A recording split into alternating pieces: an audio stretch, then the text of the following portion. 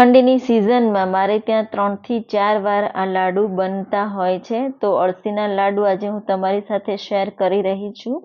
ઠંડીમાં જરૂરથી ટ્રાય કરવા જેવા છે. તો અળસીમાં ઓમેગા 3 અને ફેટી એસિડ હોય છે, જેથી વાળથી લઈ હૃદય સુધી ખૂબ જ ફાયદાકારક છે. ડાયાબિટીક લોકો માટે પણ ખૂબ જ ફાયદાકારક છે. બ્લડ પ્રેશર માટે પણ ખૂબ જ ફાયદાકારક છે. સાથે તમારા ઘરમાં બાળકો ભણતા હોય તો એના માટે બ્રેઇન માટે પણ ખૂબ જ લાભદાયક છે.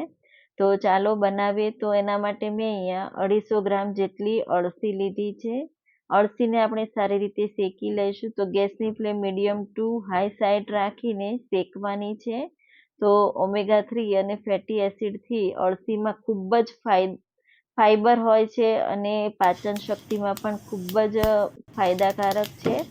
તો સારી રીતે શેકાઈ જાય અને ચટચટ અવાજ આવે ત્યાં સુધી આપણે શેકી લઈશું. અને અળસી એકદમ સારી એવી ફૂલી ગઈ છે. ગેસની ફ્લેમ બંધ કરી લઈશું અને હવે એક પ્લેટમાં આપણે કાઢી લઈશું. ઠંડી થાય ત્યાં સુધી આપણે સાઈડમાં મૂકી દઈશું. હવે એ જ કડાઈમાં મેં અહીંયા અડધો કપ જેટલું કોપરાનું છીણ લીધું છે. તમે કોપરાની વાટી છીણીને પણ લઈ શકો છો અને મિક્સરમાં તમે પીસીને પણ લઈ શકો છો. ગેસની ફ્લેમ લો સાઈડ રાખીને શેકવાનું છે. તો કોપરું જલ્દીથી શેકાઈ જશે. હલકું કલર ચેન્જ થાય ત્યાં સુધી આપણે શેકી લીધું. હવે એ જ કડાઈમાં 1 ચમચી જેટલું ઘી ઉમેરી દઈશું અને અડધો કપ જેટલી બદામ આપણે ફ્રાય કરી લઈશું. તો ડ્રાયફ્રૂટ તમે જે પણ લો તે ફ્રાય કરીને ઉમેરવાના, એટલે ટેસ્ટ બહુ સારો એવો ક્રન્ચી આવશે. તો હલકું ગુલાબી જેવું થાય, બદામ ફૂલવા લાગે ત્યાં સુધી આપણે એને ફ્રાય કરવાની છે.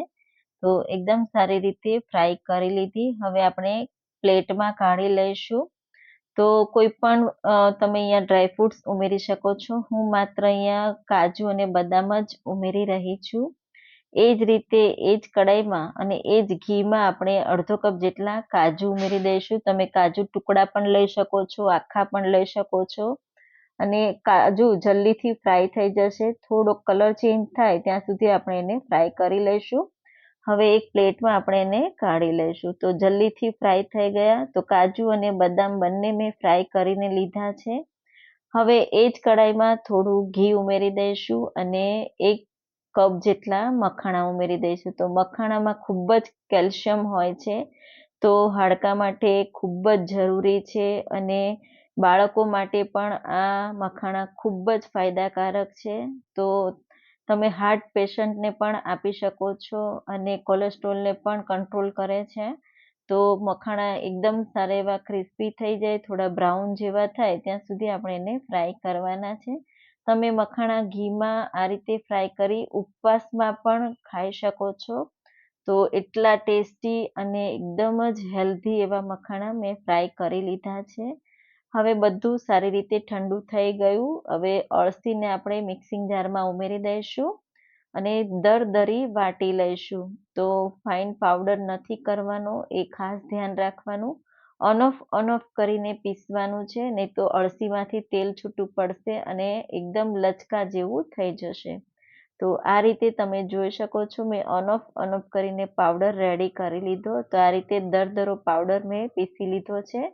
હવે એક બાઉલમાં આપણે કાઢી લઈશું. તો બહુ ઇઝી રેસીપી છે. બિગનર્સ પણ આ પહેલી વારમાં એકદમ પરફેક્ટ લાડુ બનાવી શકશે. એટલી ઇઝી રેસીપી હું આજે તમારી સાથે શેર કરી રહી છું. હવે આપણે ફ્રાય કરેલા ડ્રાયફ્રૂટ્સ ઉમેરી દઈશું અને ઓન ઓફ કરીને પીસી લઈશું. એટલે ડ્રાયફ્રૂટ્સમાંથી ઓઇલનો ભાગ હોય એ નીકળે નહીં અને એકદમ સારા એવા ક્રન્ચી રહેશે. તો આ રીતે તમે જોઈ શકો છો, એકદમ જ ફાઇન પાવડર મેં રેડી કરી લીધો છે. તો આ રીતે પાવડર રેડી કરી લીધો. હવે આપણે અળસીના પાવડરમાં ઉમેરી દઈશું. તો આ રીતે તમે સાકરનો પણ ઉપયોગ કરી શકો છો. અહીંયા હું ગોળમાં લાડુ બનાવી રહી છું. હવે આપણે શેકેલું કોપરું ઉમેરી દઈશું. સાથે ઇલાયચી પાવડર 1 ચમચી જેટલું ઉમેરી દઈશું ફ્લેવર માટે. હવે કડાઈમાં અડધો કપ જેટલું ઘી લઈશું. તો મેં અહીંયા જામેલું ઘી લીધું છે. તમે પીગાળેલું ઘી લો તો તમારે થોડું ઘી વધારે લેવાનું. તો ઘી આમાં ઓછું વપરાય છે અળસીના લાડુમાં, એટલે એ રીતે માપનું લેવાનું. અને ઘી સારી રીતે ગરમ થાય એટલે એમાં આપણે 200 ગ્રામ જેટલો ગોળ ઉમેરી દઈશું. તો ગોળ પણ તમારા ઘરે જે રીતે ખવાતું હોય એ રીતે તમે ગોળ ઉમેરી શકો છો. તમે ગોળની જગ્યાએ સાકર પણ લઈ શકો છો. તો ઘીમાં ગોળ મેલ્ટ થાય ત્યાં સુધી મિક્સ કરીશું. ગેસની flame medium two high side રાખીને માત્ર ગોળને પીગાળવાનો છે, પાયો નથી લાવવાનો, એ ખાસ ધ્યાન રાખવાનું. એકદમ સારી રીતે ગોળ પીગળે ત્યાં સુધી આપણે થવા દઈશું. સાઈડમાં થોડા બબલ્સ આવવા લાગે ત્યાં સુધી થવા દઈશું. ગેસની ફ્લેમ બંધ કરી દઈશું અને ઘી અને ગોળ આપણે આ મિશ્રણમાં ઉમેરી દઈશું. તો એકદમ સારી રીતે બધું મિક્સ કરી દેવાનું છે. તો તાવેથાની મદદથી પહેલા આપણે મિક્સ કરીશું, તો દાજી ન જવાય એનું ખાસ ધ્યાન રાખવાનું. ગરમ ગરમ હોય એટલે આ રીતે મિક્સ કરીશું. હલકું ઠંડુ થાય પછી જ આપણે હાથની મદદથી મિક્સ કરી લાડુ વાળવાના છે. તો આ રેસીપી બહુ ઇઝી રેસીપી છે, તો જરૂરથી ટ્રાય કરજો. ઠંડીની સિઝનમાં તો આ લાડુ ખાવા જ જોઈએ અને ડાયાબિટીક લોકો કે બ્લડ પ્રેશર માટે ખૂબ જ ફાયદાકારક છે.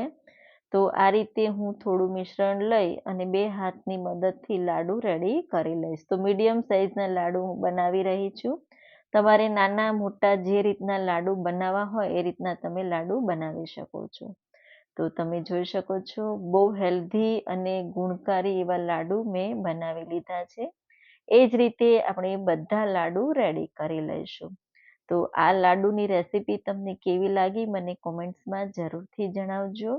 અળસીના લાડુ તમે ટ્રાય ન કર્યા હોય તો ઠંડીની સિઝનમાં જરૂરથી ટ્રાય કરજો. જો તમે એકવાર બનાવશો તો વારંવાર આ લાડુ બનાવશો. એટલા ટેસ્ટી અને ગુણકારી હેલ્ધી બને છે. તો વાળ માટે, સ્કિન માટે, આંખ માટે અને હૃદય માટે, બ્રેઇન માટે અને બાળકો માટે ખૂબ જ હેલ્ધી છે. તો જરૂરથી ટ્રાય કરજો. મને કોમેન્ટ્સમાં જરૂરથી જણાવજો. જો તમને મારી આજની આ અળસીના લાડુની રેસીપી ગમી હોય તો લાઈક કરજો, શેર કરજો અને સબસ્ક્રાઈબ કરજો.